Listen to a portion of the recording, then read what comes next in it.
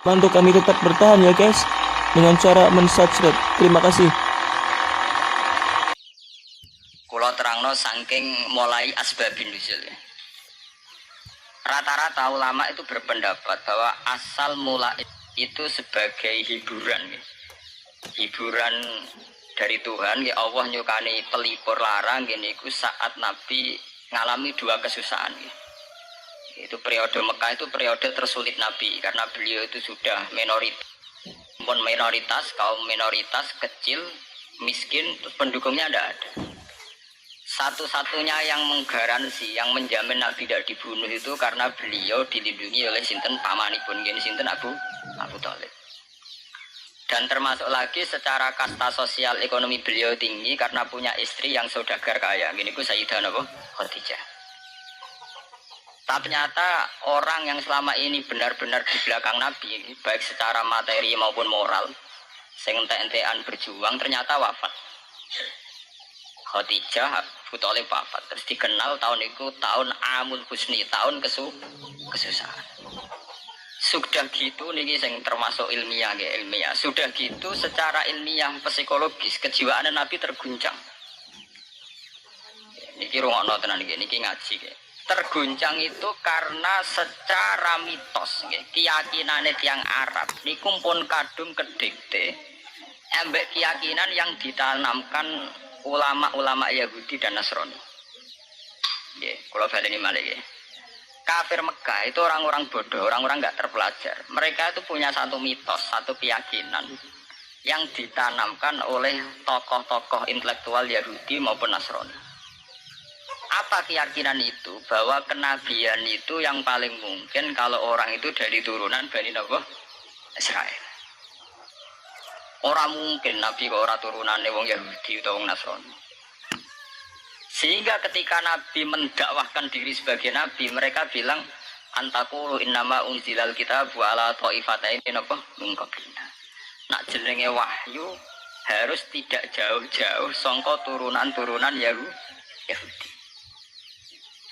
Sebab itu banyak cerita di Quran, cerita konsultasi tiyang kafir Mekah pada tokoh-tokoh Yahudi. Ya disesatkan, orang mungkin Nabi kok ngono ummiyin mung pintu-pintu untuk apa? Wahyu. Padha-padha dadi nabi rak kita, ora Muhammad. Ini kalau cerita sejarah. Sehingga saat Nabi ngaku Nabi, niku kayak sudah jadi mitos. Nabi itu tidak boleh jauh-jauh dari Palestina. Karena Nabi Ibrahim orang Palestina, Nabi Isa orang Palestina, Yahya Zakaria juga orang Palestina. Nabi Musa juga orang Palestina. Semuanya itu tidak jauh-jauh dari komunitas Baitul Aqsa. Ini ku masjid Baitul Maqdis dan Baitul Muqaddas. Lah itu wong kafir pinter. Saking kepengen nyudutno Nabi Muhammad itu sampai Nabi mesti ning Palestina. Ya mesti roh cerita-ceritane Nabi ning Palestina. Ya kowe apa tau roh Palestina? Setelah kowe detail-detail. Nah kowe pancen roh iku pintu masjid ning Palestina Baitul Aqsa jumlahe piro? Terus madhepe ning ndi wae. Jadi bahwa Nabi ngeklaim diri sebagai Nabi yang bisa membaca malakutas samawati, baca alam-alam gaib. Niku dites nek iso tenan saiki aku takok jumlahe pintu Baitul Maqdis piro. Ini peringatan santri-santri bahwa semua Nabi itu di luar dites fisik.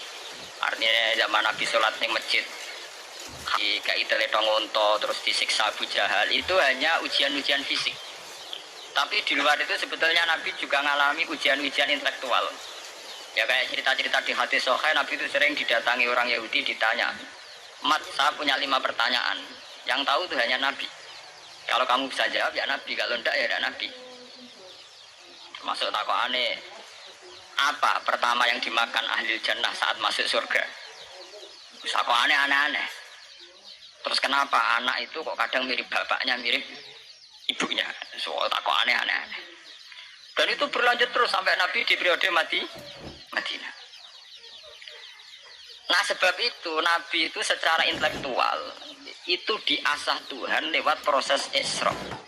Di mana Nabi saat itu secara fasih bisa menjawab jumlah pintu Masjid Aqsa sekian. Perilaku Nabi Musa begini. Wajahnya Nabi Musa begini, wajahnya Nabi Ibrahim begini. Sampai di hati-hati Sahih Nabi bisa menjelaskan detail. Nabi Musa itu rambutnya kayak ini, wajahnya kayak ini, ada mutiwal. Itu detail sekali Nabi. Sebab itu di sini diterangkan oleh Imam Suyuti, peristiwa Isra adalah peristiwa di mana Nabi berjumpa para sinten Nabi. Itu asal usulnya kenapa? Karena sudah kayak menjadi mitos, Nabi itu tidak boleh jauh-jauh dari tradisi Yahudi, tradisi Palestina. Paham ben sampean roh asal usulnya. Tapi kemudian asal usul itu sebetulnya hanya sementara, hanya permainan politik. Sampean ben roh sejarah, permainan politik, politik. Sebetulnya Nabi itu ya tidak jauh-jauh dari beliau adalah keturunan Israel. Israel itu bukan menunjuk sebuah negara loh, sampean pun salah paham. Israel dalam bahasa Quran itu menunjuk auladi Yakub. Israel menjadi negara kan baru kemarin setelah diberi kemerdekaan Inggris, paham ya? Israel sebagai negara kan baru apa? Kemarin. Sehingga istilah Israel di Quran maupun di hadis adalah menunjuk auladi Yakub. So intinya di antara anak Nabi Yakub ono jenenge Yahuda. Yahuda itu turunan-turunan Bani Yahuda niku diarani Bani napa? Israel. Ternyata setelah dirunut Nabi Muhammad itu ada beda jauh dengan keluarga Israel. Karena Nabi adalah turunannya Nabi sinten Ibrahim. Nabi Ibrahim niku gada putra kalih sing gada turunan gini Ishak kalian Ismail. Ismail kalian Nabi Ibrahim disalap teng Mekah. Ini sing disebut Quran inni askantu min dzurriyyati biwatin ghairi dzi sar'in inda baitikal muharram. Terus saking Nabi Ismail nurun-nurun ngantos Sayyid Adnan. Ya, mulane nak teng berjanji disebut wa adnanu bila raibin inda dzawil ulumin nasabiyya ila dzabihi Ismail nisbatuhu wa muntama. Secara teori ilmu nasab Sayyid Adnan jelas-jelas wa adnanu bila raibin inda dzawil ulumin nasabiyya ila dzabihi Ismail nisbatuhu wa muntama. Tapi yang menjadi masalah, itu tadi saya sudah bilang kan, seakan-akan Nabi Muhammad itu orang yang benar-benar berbeda dari dinasti itu, dari keturunan itu.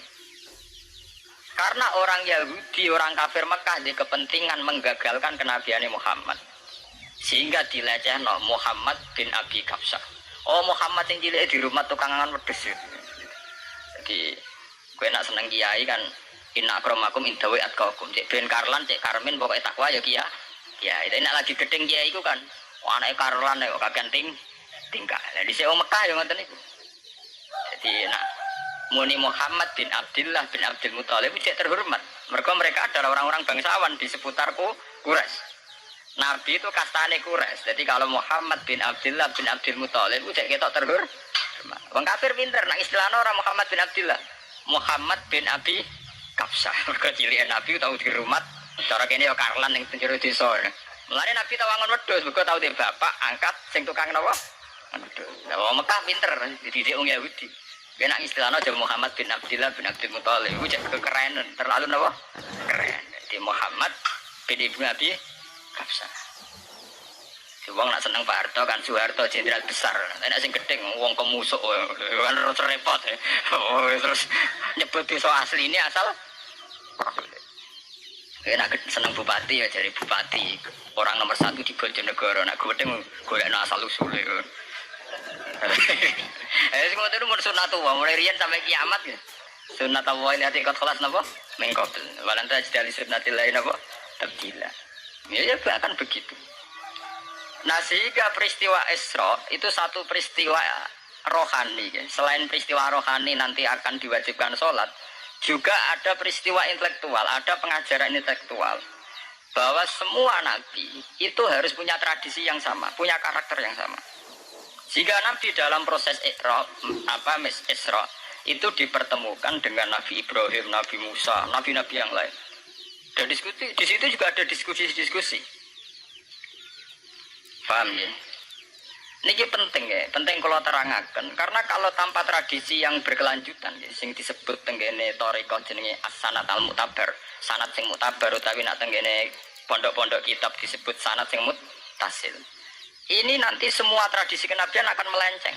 Kalau melenceng itu ngeri. Karena setiap orang dia mesti ada subjektivitas sendiri, punya versinya sendiri. Sehingga semua nabi harus model istilah politik itu punya platform yang sama, punya karakter yang sama, punya model yang apa? Sama. Nah, sebab itu secara intelektual Nabi Muhammad itu dikenalkan oleh karakter para nabi-nabi dulu. Detail. Satu Quran 30 juz. Andai kan sampai hafal Quran, sampai ngurunut sejarahnya coba. Kita ini kan kadung dibentuk, artinya kita ini ya alhamdulillah sudah kadung kebentuk, tahu sejarah para nabi.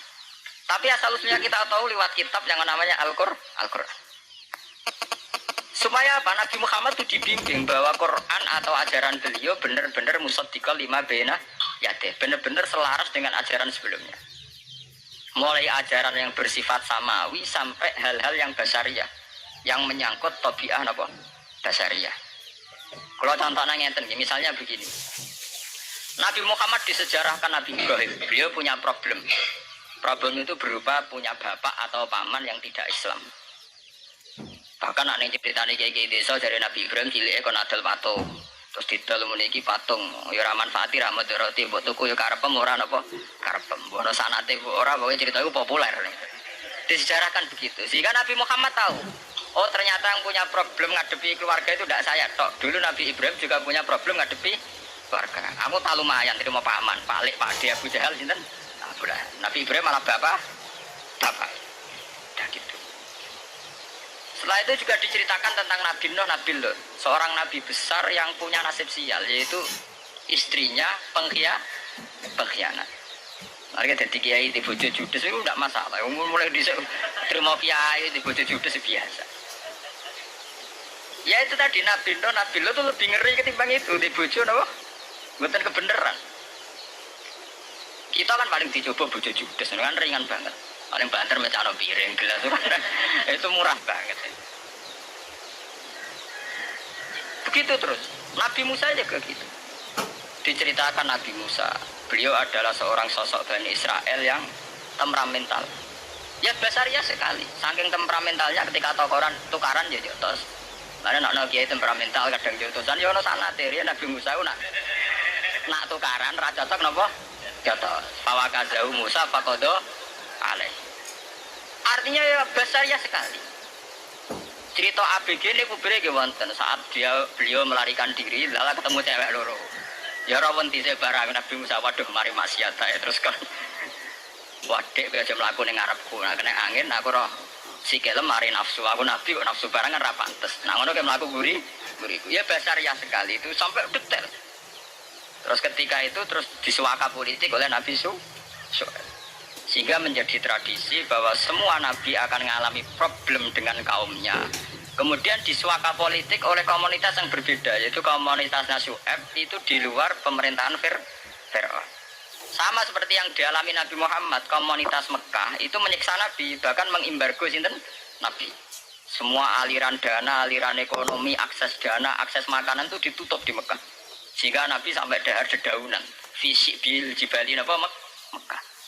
Tapi beliau diselamatkan oleh sahabat Ansor yang terpisah dari komunitas Ahlu Mekah. Itu mirip ceritanya Nabi Musa yang diselamatkan Nabi Syu'aib yang terpisah total dari komunitas Fir'aun. Ini penting kalau ulang temriki sehingga karakter-karakter kenabian itu tidak rubah. Karakternya sama. Sehingga setelah kita mengenali karakter para nabi, kita mudah sekali mengenali nabi palsu. Paham ya? Mengenai kalau nabi palsu paling seneng musodek, ketara palsune. Lah sing repot sing ora ketara, mergo jenenge Ahmad. Ahmad Muhammad tak mirip. Mulane nek kowe dijeneng supaya ora aku nabi jenengno Kartolo. Mergo nek Ahmad bin Gulam ora jenenge Ahmad. Ana terkenal nabi nek ora jenenge Muhammad utawa napa? Ahmad. Mulane Ahmad bin Gulam pas ngaku nabi pengaruhnya gede mergo mirip. Mulane kula wingi takoki mahasiswa Jogja, Gus. Cara jenengan jeneng Jawa mek Arab apa iki? Nak trene akeh nabi palsu apik Jawa lah Kartolo. Karena secara kriteria kenabian ndak akan masuk. Nah, anak jenenge Kartolo atau Karmin itu ndak akan masuk kriteria wong sing bakal jadi nabi. Lah anak jenenge Ahmad tak mirip-mirip nabi. Oh Ahmad Hulam bin Mirza wani ngaku nabi mergo jenenge Ahmad. Musaddiq ya mergo musaddiqal lima bena ya. Lah anak Kartolo, Karmin, Karlan agak ono. Mulane saiki sing jenenge Jawa kudu syukur. Akan terbebas dari mengaku napa? Nabi. Lho syukur kan gak akan salah. Di barokah sampean jeneng Jawa, orang-orang ngaku napa? Nabi. Selamat. Kudu syukur. Paham ya? Tidak apa-apa, itu harus dinikmati. Itu tadi, karena Nabi itu punya karakter yang sama, punya tradisi yang sama, yang mirip-mirip. Itu kenapa Quran berkali-kali menceritakan sisi-sisi kenabian Nabi di luar Nabi Muhammad. Karena biar karakter Nabi Muhammad terbentuk, ya, terbentuk dengan karakter Nabi sebelumnya. Tidak melenceng. Kemudian itu ditiru oleh ulama kita. Kita punya guru punya guru lagi, punya tradisi yang sama. Anak mulang kudu istiqomah, santri loro lah kudu diulah. Nah, sudah dikiai aja mau pati ijo nak roh dhuwit. Pokoke dilatih. Tapi dari kiai saiki orang pati ijo mripat abang. Go dhuwit saiki abang. Dhisik dhuwit paling gede ra 50.000 iku ora ijo. Lah saiki 100.000 abang. Lah tidak nak nasihati nak roh dhuwit aja mripate abang. Mergo ijo wis gak akeh saiki. Paham napa? Kena akal-akalan ngoten jan repot.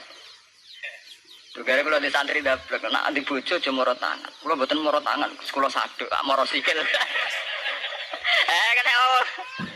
Kena anekdot ngono rusak. Adu-adu ning bojone. Bojone loro, bareng bojone ngowak. Kowe jare rabi Pak ning jowo, bojone jare loro fitnah. Sing bener telu. Kan repot. Ketemu cangkem elek rusak kabeh. Fitnah udah nak loro. Sing bener apa? Telu. Lah sakniki mun politik ngoten gale saya sebagai pejabat tidak pernah mengkorupsi 1 sen pun uang rakyat. Wong edan tapi korupsi ya tak sen. Wong ra waras tapi korupsi napa? Sen. Ono miliaran tok korupsi napa? Sen. Mesti ae. Ayo, jadi zaman akhir itu kalau zaman dhisik kayak Abu Nawas kabeh. Jadi apa-apa niku pun mboten karu-karuan. Wah itu permainan kata begitu. Niki kula penting kula terangkan nggih. Saya sebagai ahli Quran, orang yang banyak baca Quran nggih. Itu kita akan tahu betul betapa parahnya nggih atau akibat negatifnya dari permainan kata itu. Dan itu dilegalkan Quran, disahkan Quran dalam beberapa ayat. Yaqulun apa yuriduna ayutfi'u nurallahi bi afwahihim. Orang-orang Yahudi, Nasrani, kafir Mekah itu ingin sekali membunuh Islam lewat permainan kata bi afwahihim. Yaitu tadi misalnya kalau Muhammad bin Abdullah bin Abdul Muthalib itu kelihatan keren karena masih Bani Quraisy. Tapi kalau diistilahkan Muhammad bin Abi Kabsah, wah Muhammad sing anake Karlan iku ora ummiyin. Balik dadi wong alim terus diistilahno bapakmu sing cilike iku angon wedhus. Terus repot terus ajur kah? Kabeh. Itu biafahim. Efektivitas biafahim itu sampai tenggene Tarikhus Suyuti wonten keterangan wa min dzalika irtadda jam'un minas sahabah. Dari permainan kata yang ditanamkan orang Yahudi itu sampai banyak sahabat yang murtad. Istilahnya itu jam'un minas sahabah. Meskipun setelah murtad itu ya divonis tidak sahabat. Misalnya menyangkut nasah mansuh. Orang Yahudi pinter, du'afaul muslimin, orang-orang muslim yang imannya masih lemah. Delok le nabimu, wong kok pelin-pelane ngono. Dhisik Ka'bah madhep Baitul Maqdis. Iku wis bener iku, mergo kiblate Nabi Musa. Nabi-nabi dhisik kiblate Baitul Maqdis. Nah, saiki gara-gara dekne kangen keluargane manjen dekne cak Mekah, saiki kangen Mekah. Terus kon manggon omahe buyut-buyute. Dan saya kiblat diadepno omahe buyute. Kangen-kangene dhewe tunggu urusan kiblat. Jadi pas Nabi itu masih di Medina. 16 bulan Nabi salatnya madhep Baitul Maqdis. Suatu saat wahyu falan waliyana kiblatan tarduh. Fawalli wajhaka satral Masjidil Haram. Sakniki kan madhep teng Mekah. Sajane ki normal saja. Artinya normal ya normal. Tapi orang Yahudi memanipulasi bahwa itu fakta bahwa Muhammad itu memimpin agama dengan cara tradisinya sendiri. Mergo dekne kangen keluargane ra iso muleh. Terus sholat madhep daerah dhewe. Nggo pelipur lah. Lar. Jare sahabat sing gak hafal muslimin diangen-angen ya iya. Dan ini kalau peringatan tentang santri-santri ya. Sebab itu kalau sampai jadi kiai itu santri harus punya wawasan intelektual yang luas. Semenjak itu Quran mewahyukan secara nalar sejarah. Ini gue sing disebut ayat Inna awwala baiti wudi'a linnasi lalladzi bi Bakkata mubaraka wa hudal lil alamin fihi ayatum bayyinatum maqamun apa Ibrahim. Akhirnya Nabi Muhammad nantang ning tokoh-tokoh Yahudi. Apa salahnya saya punya dua kiblat? Baitul Maqdis adalah kiblatul anbiya karena dulu Nabi Musa di situ, Nabi Isa di situ. Sekarang saya menghadap ke kiblat yang lain karena itu kiblatul Ibrahim dan dia lebih senior. Lebih apa? Senior. Sebelum ada Baitul Maqdis sudah ada Mekah. Mekah lebih senior, lebih tua. Terus disebut fihi ayatum bayyinatum maqamun apa? Ibrahim. Nabi Musa, Isa adalah periode setelah Ibrahim. Sebab itu akhirnya semenjak perdebatan itu orang Islam bangga. Makanya sampean kalau ngaji hadis-hadis sahabat itu bangga. Ana mimman sholla al qiblaten. Ana mimman sholla ilal qiblaten. Aku termasuk sahabat yang menangi dua kiblat. Mergo zaman madhep Baitul Maqdis ya kiblatul anbiya, madhep Mekah nggih kiblatul anbiya. Artinya apa? Perdebatan ini dimenangkan oleh Nabi Muhammad bukan karena mitos atau kultus atau taklid buta, tapi memang secara sejarah kiblat tertua adalah Mekah. Ini disebut inna awala baiti wudi'a linnasi lalladzi apa? Bi Bakkata mubaraka wa hudalil alamin fihi ayatum bayyinatum maqamun apa? Ibrahim. Artinya Quran tidak pakai teori mitos. Pokoknya saiki aku ya terserah aku, itu tidak begitu. Paham ya? Tapi diterangkan secara kesejarahan bahwa asal usul Mekah jadi kiblat itu rasional sekali. Bukan karena Nabi orang Mekah, mboten. Memang dulu-dulunya Nabi Ibrahim berkiblat di situ. Jika Quran jawab inna awwala baiti wudi'a linnasi lalladzi bi Bakkata mubaraka wa hudal lil alamin. Terus kalau bolak-balik masalah Isra ya. Niku masalah-masalah yang selain pelipur rara itu ada petualangan intelektual, petualangan ilmiah, di mana Nabi Muhammad diperkenalkan oleh Allah, ya, diperkenalkan watak para nabi, pilihan hidup para nabi, bahkan tradisi-tradisi para nabi. Sehingga mangke teng hadis sahih wonten keterangan saat Nabi nyancang atau menambatkan khimar atau buruk itu ya di batu yang dulu dipakai para nabi untuk nyancang nopo khimar. Jadi tradisi itu dimulai dari barang-barang sepele. Carane nyancang buruk we nabi mirip sama dengan nabi-nabi yang apa dulu. Terus memulainya Mi'raj juga sama dengan nabi-nabi dulu. Wah niku sing secara ilmiah tarikhiyah. Saat ini sing menyangkut akidah firqah fil Islam. Nah, ini kalau terang. Menurut ahli sunnah, orang yang mengingkari Isra itu kafir. Ya kafir karena dzikra fil Quran. Isra itu dzikra fil Quran. Makanya tadi saya jarang sekali pakai bahasa Mi'raj. Ya, tapi nak teng Indonesia kadung menang merjep peristiwa Isra dan apa? Mi'raj. Soalnya bahasa kadung salah, kadung menangan ya menangan. Kadung istilah Isra dan apa? Mi'raj. Sebetulnya yang disepakati ulama itu hanya Isra. Artinya yang memungkiri Isra itu kafir karena dzikra fil Quran. Lah kemudian Mi'raj menurut keyakinan ahli sunnah itu terjadi. Setelah terjadi itu masalahnya biruhi wa jasadihi jami'an ma'an atau biruhi faqat.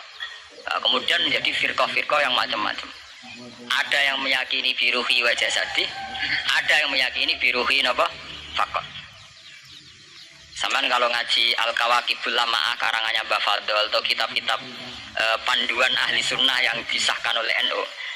NU dulu pas musyawarah besar di Jemang yang dipakai panduan itu dulu yang disahkan itu Al-Kawakibul Lama'ah yang dikarang Mbah Fadl. Itu memang kita termasuk ngikuti yang biruhi wajah sedih.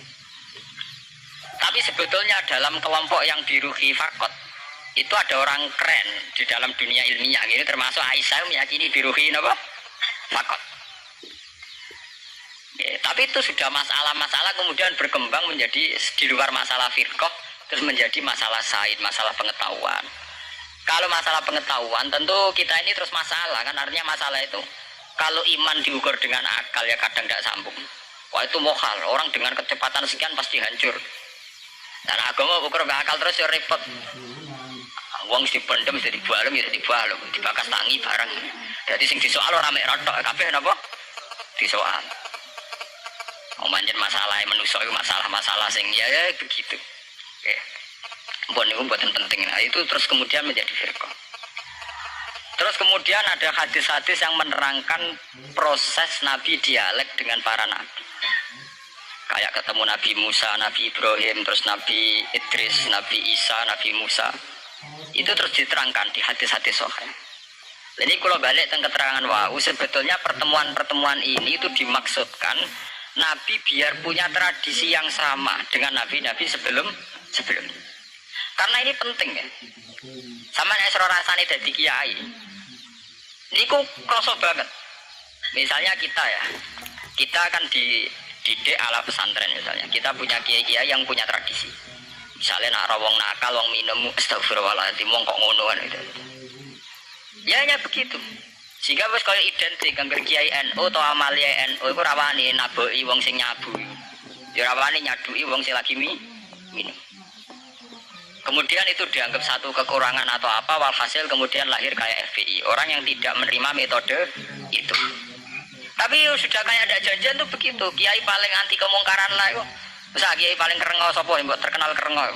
Mereka tidak punya catatan repot bahwa mereka pernah jotosi wong minum. Masih sering jotosi santri lah, itu tetap rata, terkenal jotosi napa? Wong sing mabuk.